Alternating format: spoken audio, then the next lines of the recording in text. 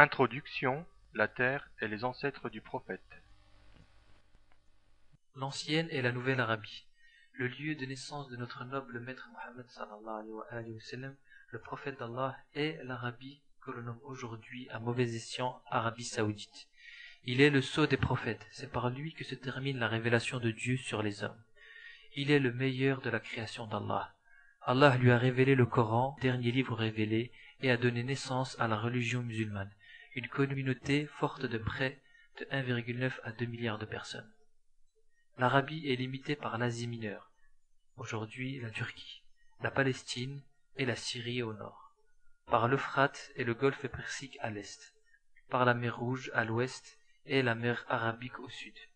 Elle compte 7 provinces, le Hijaz avec la Mecque et Médine, le Yémen au sud, Hadramaut au sud, Oman ou le royaume de Mascate au sud, le royaume du Nejd au centre, l'Irak s'étendant le long de la frontière de la Perse, le Bahreïn ou les provinces situées le long du golfe Persique. La province du Hijaz est connue comme la Terre Sainte. Son importance provient du fait des lieux saints qu'elle renferme. Il y a 2 villes, la Mecque et Médine. La Mecque, c'est l'une des plus anciennes, voire la plus ancienne cité du monde. Elle est célèbre par son édifice sacré, la Kaaba. Elle renferme Hajrat al-Aswad ou la pierre noire. C'est la première mosquée qu'Allah a créée. Ce sanctuaire fut construit par le prophète Abraham et Ismaël, que la paix soit sur eux. Il fut le premier à appeler les gens à visiter cette maison sacrée. La Mecque est surtout connue pour être le lieu de naissance du saint prophète.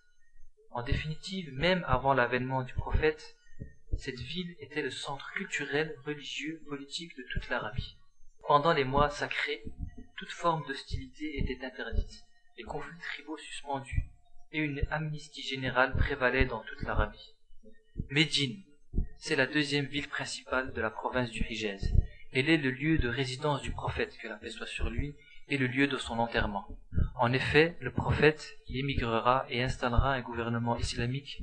De là, il pourra propager l'islam plus facilement. La période pré-islamique est appelée l'époque de la Jahiliya ou l'ignorance. En effet, à cette époque, Allah n'avait pas envoyé de prophète depuis très longtemps. Le monde entier, et l'Arabie en particulier, était plongé dans les ténèbres les plus profonds. L'injustice était flagrante, la misère très répandue. Une minorité bénéficiait de richesses et de biens matériels alors que la grande masse des gens souffrait de pénurie. Les Bédouins d'Arabie étaient fortement méprisés par les autres peuples et les autres communautés. Ils n'avaient pas de livres, on les surnommait les illettrés, et leur civilisation n'était pas développée comme l'était celle de leurs voisins perses et romains. Les Arabes étaient très fiers et orgueilleux. Une simple dispute entre 2 personnes pouvait dégénérer en un conflit sanglant et dont les répercussions pouvaient se retrouver des générations plus tard. Sans oublier qu'ils enterraient leurs filles vivantes, qu'ils adoraient des idoles à côté d'Allah. L'imam Ali alayhi salam dit à ce propos: Dieu envoya Mohammed, que Dieu soit satisfait de lui, pour avertir les hommes et leur transmettre la révélation. Vous, les Arabes, vous pratiquiez la pire des religions et habitiez la pire des demeures.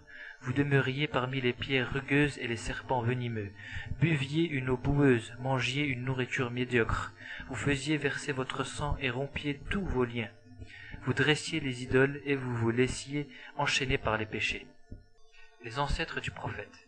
Le prophète descend d'Ismaïl, fils d'Abraham. Plus exactement, il fait partie de la tribu de Quraysh. La postérité de Quraysh forma une vingtaine de familles ou de clans. Chaque clan portait le nom de son chef distingué, bien qu'ils soient tous issus de Quraysh. L'ascendance du prophète est donc Mohammed, fils de Abdullah, Abdullah, fils de Abdul Muttalib, Abdul Muttalib, fils de Hashim. Et Hashim, descendant de Quraysh, Quraysh, descendant de Adnan, Adnan, descendant d'Ismaël, et Ismaël, fils d'Abraham. Donc, tous les ancêtres du prophète étaient nobles et reconnus parmi leurs clans. Ils étaient chargés de plusieurs tâches qui furent l'objet de convoitises, mais il fallait en être digne.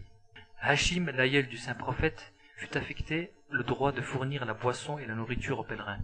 Il était riche et en position de s'acquitter de sa tâche avec une magnificence princière et entretint les pèlerins royalement. Son hospitalité devint vite légendaire et connue dans toute l'Arabie. Sa charité et son dévouement pendant les famines qui ravageaient la Mecque accrut encore plus sa popularité. C'est lui qui organisait les expéditions commerciales du peuple de la Mecque. Chaque hiver, une caravane partait pour le Yémen et l'Éthiopie, alors qu'une seconde prenait la route pour la Syrie en période estivale. La jalousie de Umayya. Le succès et la renommée de Hachim sans cesse croissant suscitèrent la jalousie de son frère jumeau Abd Shams et du fils de ce dernier Umayya. Certes, ceux-ci étaient tout aussi riches, mais dépensaient leur argent par ostentation et finirent par être ridicules aux yeux des Quraysh. Ils observaient leurs vains efforts avec mépris. Ces états de fait enragèrent fortement Umayya et décida de défier ouvertement son oncle. Il voulut que ce dernier se soumette à une épreuve de supériorité. Hachim essaya d'éviter de se mesurer à quelqu'un de si inférieur à lui à la fois en âge et en dignité. Cependant, les Quraysh qui aimaient de tels duels ne le laissèrent pas s'esquiver. Ainsi accepta-t-il à la condition que le perdant offre 50 chameaux aux yeux noirs et qu'il s'exile de la Mecque pendant 10 ans. Le duel était arbitré par un devin. Chaque partie exposait ses arguments au devin qui devait nommer le vainqueur. Le devin déclara Hachim vainqueur qui s'empressa de prendre les chameaux pour les abattre et nourrir toutes les personnes présentes. Umayya partit donc pour la Syrie et s'y exila pendant 10 ans comme convenu.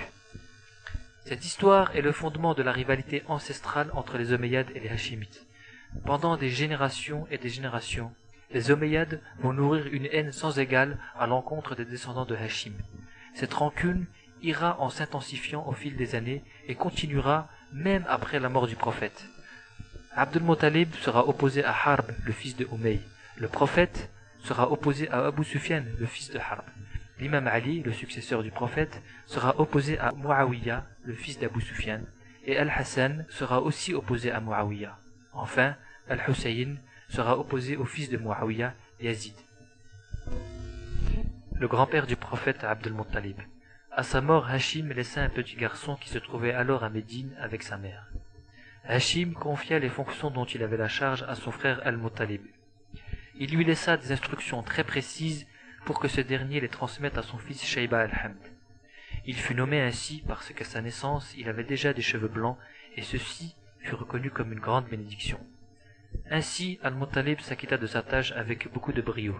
Il mena l'entretien des pèlerins d'une façon si splendide qu'il mérita le nom d'Al-Faïd, le magnificent.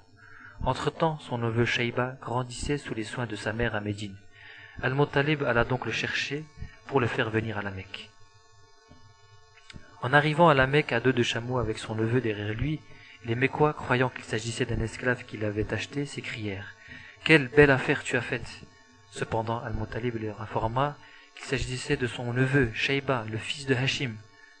En scrutant son visage, ils reconnurent en effet ses traits et jurèrent qu'il était le portrait craché de Hachim. Cet incident, très marquant pour les habitants de la Mecque, fut à l'origine de ce nom, Abd al-Muttalib, c'est-à-dire l'esclave de Al-Muttalib. C'est à partir de là que le fils de Hachim prit définitivement ce nom. Le vœu de Abd al-Muttalib, le puits de Zemzem. Ainsi installé dans sa fonction d'entretien des pèlerins, Abd al-Muttalib accomplit sa tâche pendant des années. Mais il était dépourvu de force et d'influence pour contrer la contestation et la haine de ses ennemis du clan des Abd Shams et des Umayya. Il n'avait qu'un seul fils pour l'assister et se sentait en danger et en état d'infériorité.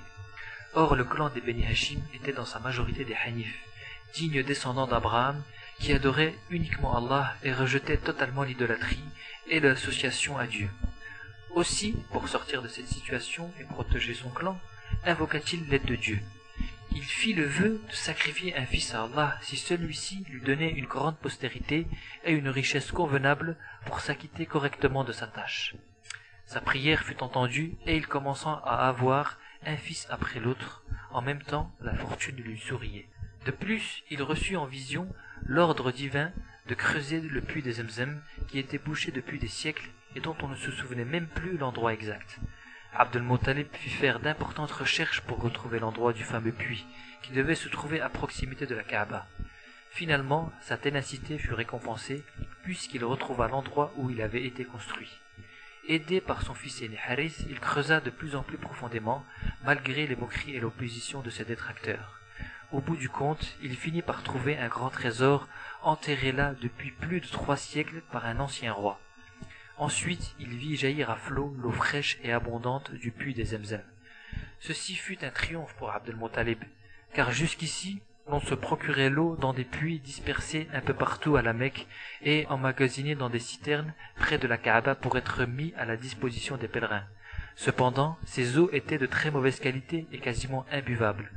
Or, l'eau de Zemzem était fraîche, pure et de très bon goût. Tous les autres puits furent abandonnés. Les pèlerins et les habitants n'utilisaient que l'eau de Zemzem à partir de ce moment. L'origine de ce puits remonte à l'époque d'Abraham et de Ismaël.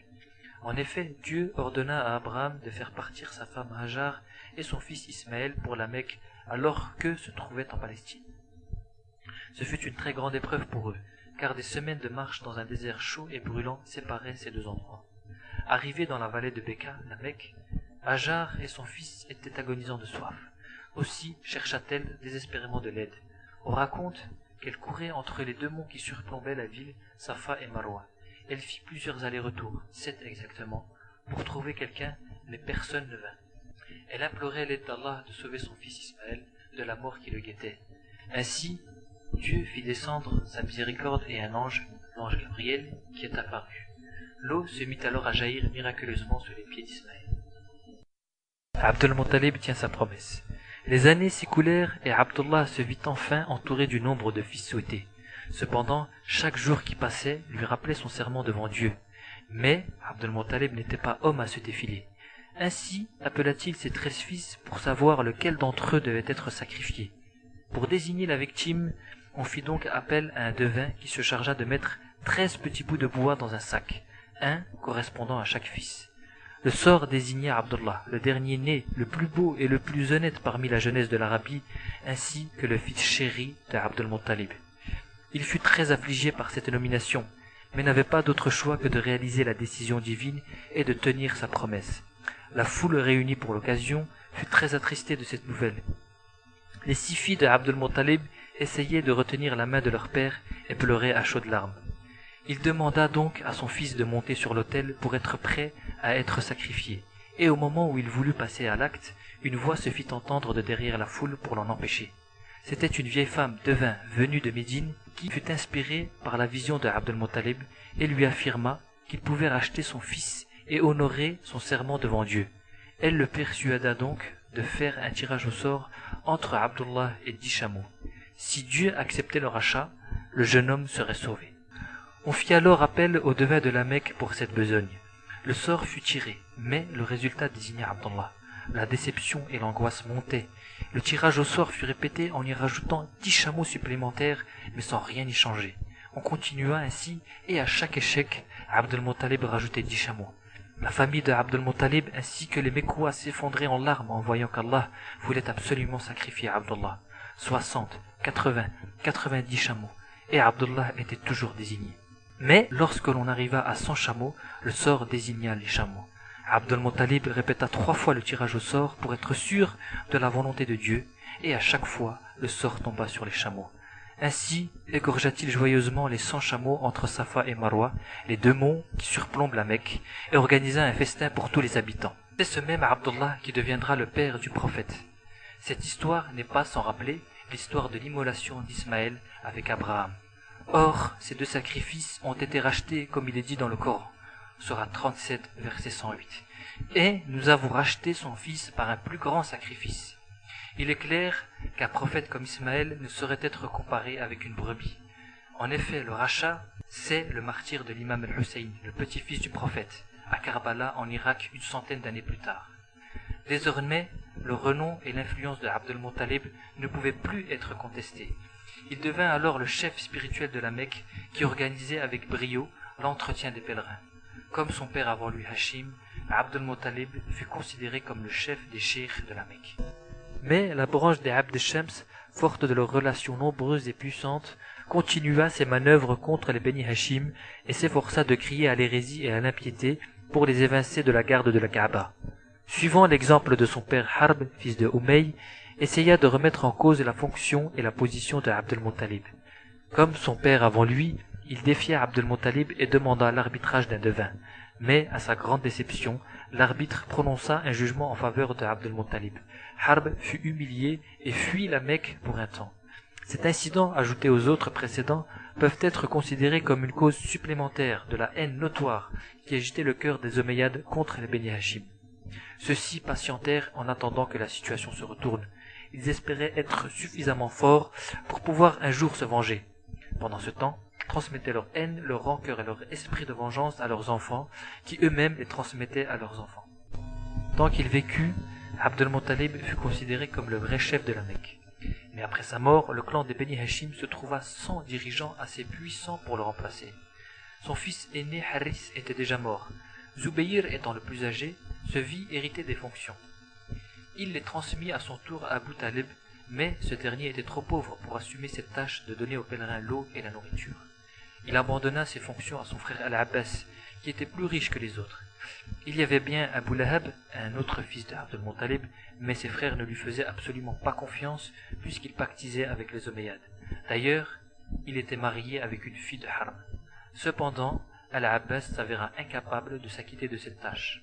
Alors, il n'y eut pas d'autre choix que d'abandonner une partie de celle-ci, qui consistait à nourrir les pèlerins, tandis que lui-même se contenterait de fournir l'eau aux pèlerins. Ainsi, la position des Beni Hachim, après la mort de Abd al-Muttalib, s'affaiblissait au profit de leurs rivaux Omeyyades qui réussirent leur longue ascension tant désirée.